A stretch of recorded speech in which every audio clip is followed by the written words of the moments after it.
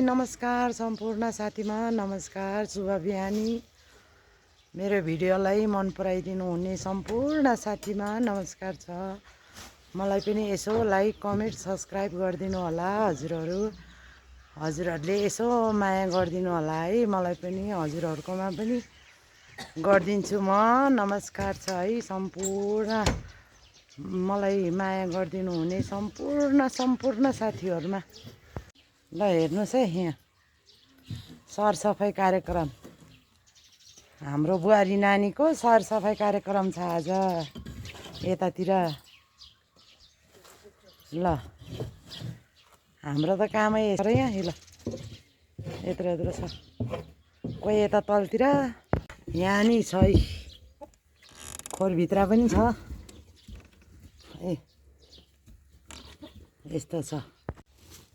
हेर्नु है साथीहरू, यहाँ गहुँ किनेर ल्याएको ढुङ्गा र माटो बाउ र आमालाई यहाँ ढिँडो बनाइदिनलाई। ढुङ्गा र माटो बाहेक केही छैन। केलाउँदा कहिले भुटिसक्ने हो यस्तो छ। यो केलाउनु झ्याउ लाग्यो मलाई, नचढ्दैन ढुङ्गा, हातले केलाउनु पर्ने अवस्था यस्तरी। यो कहिले केलाइसक्नु खै, एक महिना पुगेर फेरि भात खाना नजाने, ढिँडो चाहिने, ढिँडो पकाउने गाउँको अवस्था यस्तो छ। अहिलेको जमानामा मान्छेले ढुङ्गा माटो बेचेर पैसा कमाउँछ साथीहरू। यसमा चाहिँ ढुङ्गा माटो सबै, ढुङ्गा माटो सराबरी नै छ। धेर जस्तो ढुङ्गा माटो, थोरै चाहिँ गाउँ। थोरै चाहिँ गाउँ। हेर्नु पनि हेरेको, अनि फेरि होइन फोर्छ भनेको त्यो साउजीले। ल मलाई हतार भइसक्यो भनेर छिचिरो हालिदिइहालेँ, लिएर आएँ है। घरमा ल्याएर केलाउनु पर्दा त मेरो दिमाग खराब भइसक्यो। हेर्दाखेरि नै फोरै देखेको मैले देख्न त, तर यो त फोर रहेछ भनेको। मलाई सामान दिनु हतार भइसक्यो भनेर छिचिरो हालिदिनु भयो। होस् न त भनेर बोकेर आएँ।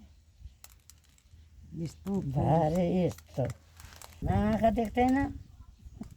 ढिँडो खानु पर्यो, ढिँडो खानुपर्ने फेरि उसलाई नै सानो ढिँडै चाहिने। नगर्नु होस् म गर्छु भनेको, अनि मान्नु पर्यो। एक्लैले कहिले सक्नु जस्तो क्या, गरिदिने पनि कोही छैन। यस्तो अलिक राम्रो त दिनु नि पैसा हालेपछि। हाम्रो आमाको गुनासो, पैसा दिएपछि सामान त राम्रो दिनु न। के भयो यस्तो गाह्रो छ। गाह्रो केलाउनुमा झ्याउ त्यस्तै, पैसा गयो त्यस्तै।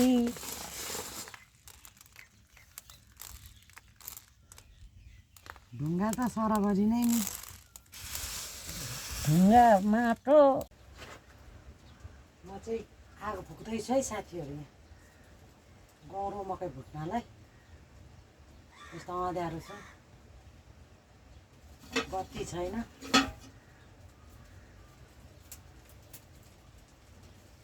आगो बाल्न नि गाह्रै छ नि, बल्ने हो कि होइन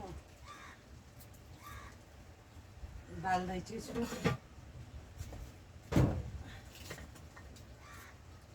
यस्तो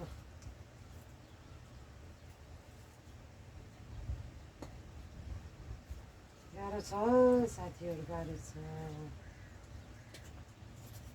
ढिँडोको लागि गहुँ र मकै भुट्न लागेको छु। गहुँ भुट्ने नै हराछ न साथीहरू। अब म सामान बनाउँदैछु यहाँ, यस्तो गरेर गहुँ भुट्नको लागि। यसलाई चाहिँ कता पस्यो यस्तो छ सामान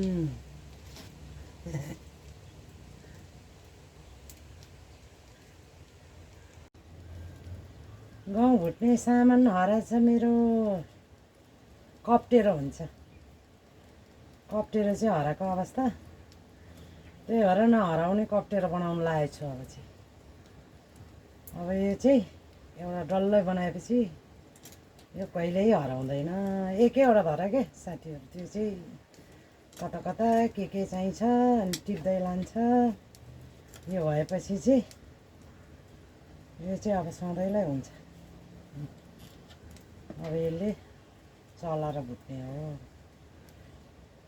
कप्टेरो भन्छ हाम्रोतिर चाहिँ हजुरहरूकोतिर चाहिँ के भन्छ यसलाई ए मैले कप्टेरो नि बनाएँ ल अब यसले भुट्ने हो साथीहरू यो किचनमा चाहिँ बेसरी हावा लाग्छ त्यही भएर धुवा भइरहेको छ साथीहरू गाह्रो छ काम गर्नु के गर्नु यस्तो हेर्नुहोस् न यतातिर कालो लाग्यो भुट्न सुरु गरेँ अब कति बेला सक्ने हो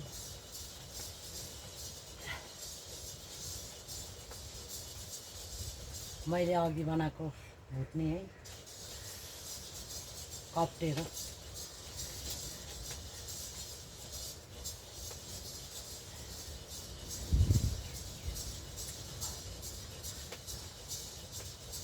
मेरो चाहिँ किचन यो आलु बाल्ने रक्सी पार्ने गहुँ मकै भुट्ने बङ्गुरको दाना राख्ने घर चाहिँ यो त्यही भएको भएर बत्ती पनि छैन अँध्यारो छु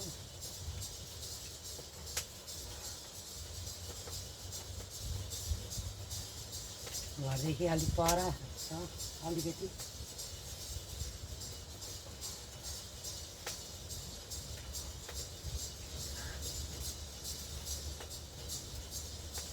यस्तै छ है साथीहरू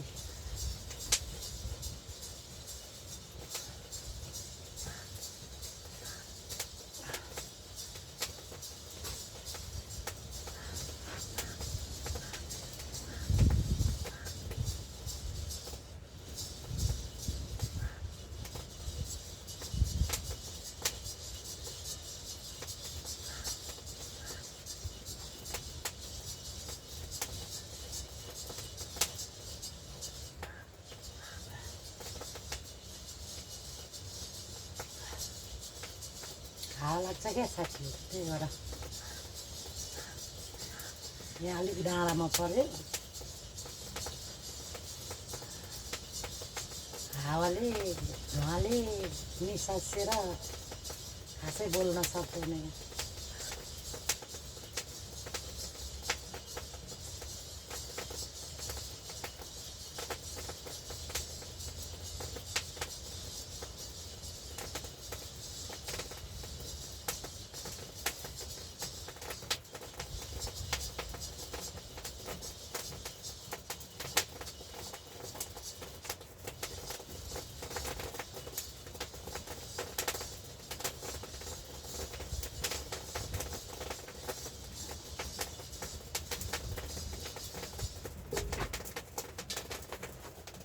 ढेँडोको लागि हो धेरै भुट्न हुँदैन गर्मी त्यस्तै छ हावा त्यस्तै छ साथीहरू बोल्न सक्ने अवस्था छैन है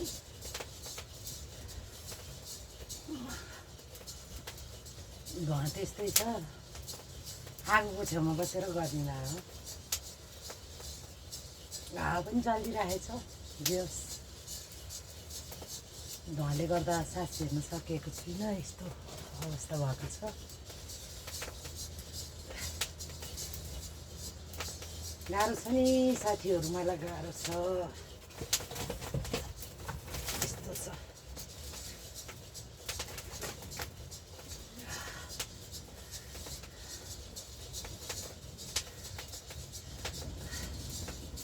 खुवाउनु पर्ने बाउआमालाई पकाएर।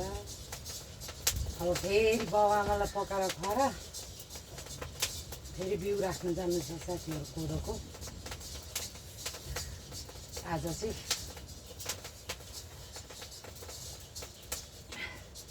किनभने काम छिटो सिकायो भने यसो भोलिदेखि अलिअलि यसो फुर्सद हुन्छ।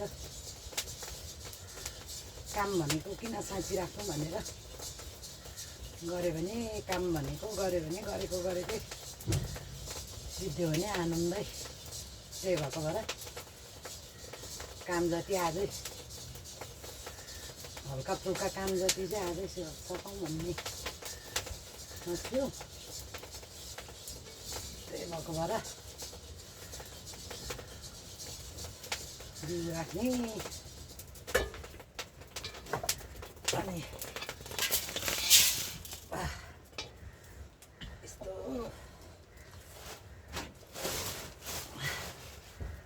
मेरो अवस्था।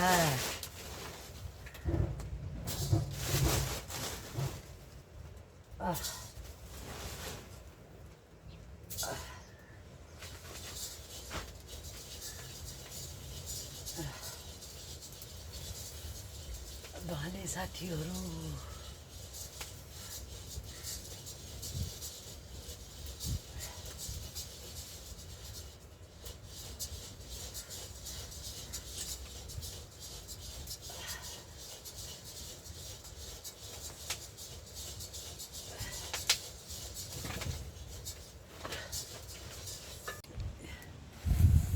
हेर्नुहोस् साथीहरू यस्तो अवस्था हो है। गाह्रो छ कि छैन होला त मलाई। ल गाह्रो गाह्रो भन्नेहरूले त बाउको सम्पत्ति खायो मोच भन्छ साथीहरू। गर्नेलाई यति सजिलो छ ल हेर्नुहोस्। सिँगाना र पसिना त्यस्तै, धुवाले आँखा पोल्या छ त्यस्तै। बाउको सम्पत्ति खानु पनि कहाँ सजिलो छ र है साथीहरू। भोग्नेलाई थाहा हुन्छ, नभोग्नेलाई के थाहा। मोज छ, बाबाको सम्पत्ति खाएको छ, आनन्द छ भन्छ नि। यस्तो छ मेरो आनन्द। कस्तो आनन्द छ मलाई साथीहरू हेर्नुहोस् त यहाँ। ओहो आनन्द भइरहेछ। ल है साथीहरू सक्यो अब लास्ट यति खानु। हेर्नु न यहाँ जहाँ म गयो त्यहीँ पछि पछि हिँड्ने। एक दिन अर्काकोमा बास बस्नु जानुपर्छ। सातु पनि मसँगै आउँछ साथीहरू मेरो आमाको। त्यही भएर कहीँ गएर बस्न पनि अवस्था हुँदैन मेरो। सातु सँगसँगै आउँछ। यहाँ हेर्नु न मकै भुट्न आएको, सकि नसकी चार हात खुट्टा टेकेर यहाँ पछि पछि आएर यहाँ सँगै बस्नु पर्ने। सातु हो नि मेरो, म सँगसँगै हिँड्नुपर्ने। अब लास्ट यति एक जान्छ। अब सक्यो। मेरो चाहिँ अवस्था यस्तो। ल हेर्नुहोस् है आगोमा बसेर अवस्था यस्तो छ है साथीहरू। यो चाहिँ ढिँडोको लागि भएको भएर सेतै सेतै राम्रो हुन्छ भनेर साथीहरू अलिक कालो बनाएको चाहिँ फुस्के हुन्छ भनेर यतिकै भुटेको है। अब यो पिठोको चाहिँ आउँदैन किनभने भरे बेलुका मात्र पिन्न लाने हो राति। अब बिउ हाल्न जानु पऱ्यो कोदोको। त्यही भएको भएर पिठो बनाएको चाहिँ आउँदैन। मकै र गहुँ, मकै अनि यहाँ चाहिँ गहुँ पनि छ। गहुँ पनि छ साथीहरू है। अब चाहिँ बिउ राख्नलाई ए गम्बुट लाउनु पर्यो। अनि पन्जा के गर्नु, जिउको सुरक्षा पनि गर्नु पर्यो होइन त। गाह्रो छ, यस्तै छ। अब बिउ राख्न हिँडेको।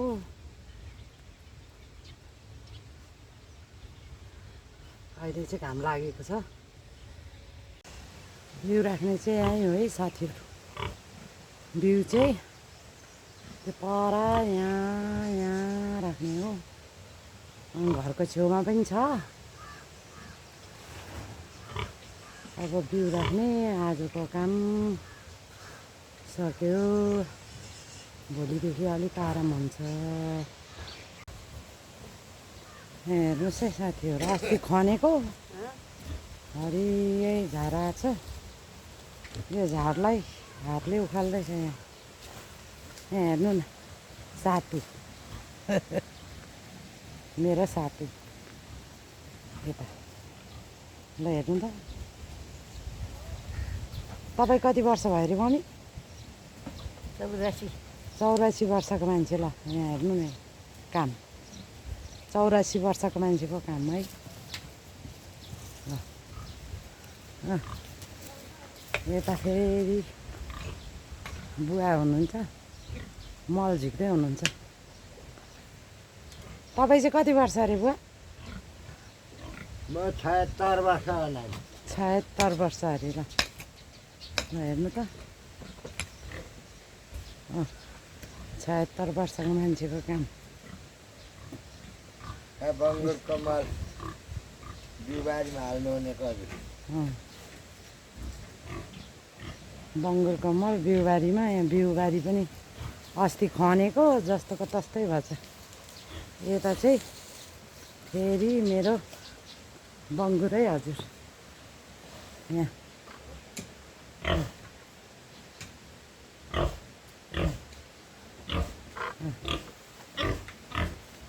त्यस्तो छ। यसले देख्नै हुँदैन मलाई। ढुङ्गामाथि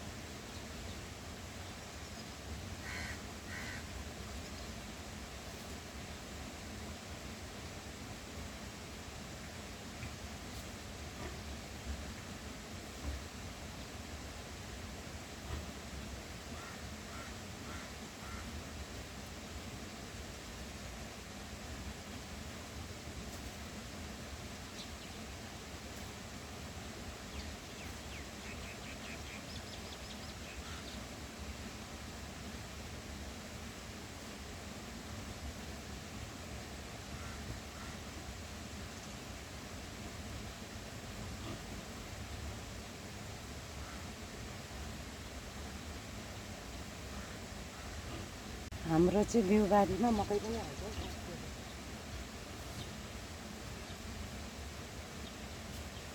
मकैको बिउ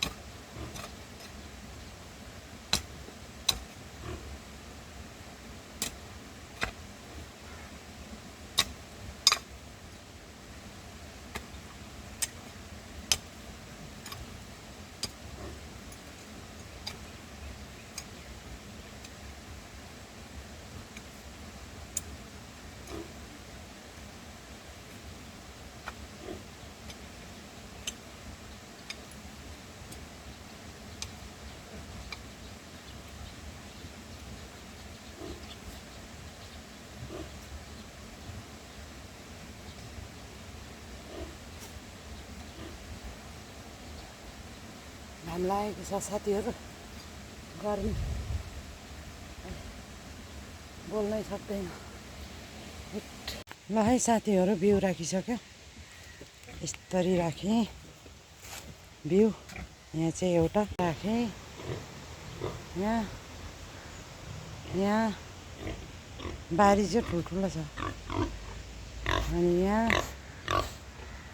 अब घरबारीमा छ मेरो कागतीको रुख। यहाँ यस्तो छ कागती, यो चाहिँ कागती हो। आगुन चाहिँ फल्छ जस्तो छ। यहाँ बिउ राखेको चाहिँ यहाँ है साथीहरू, यहाँ। अनि ऊ माथि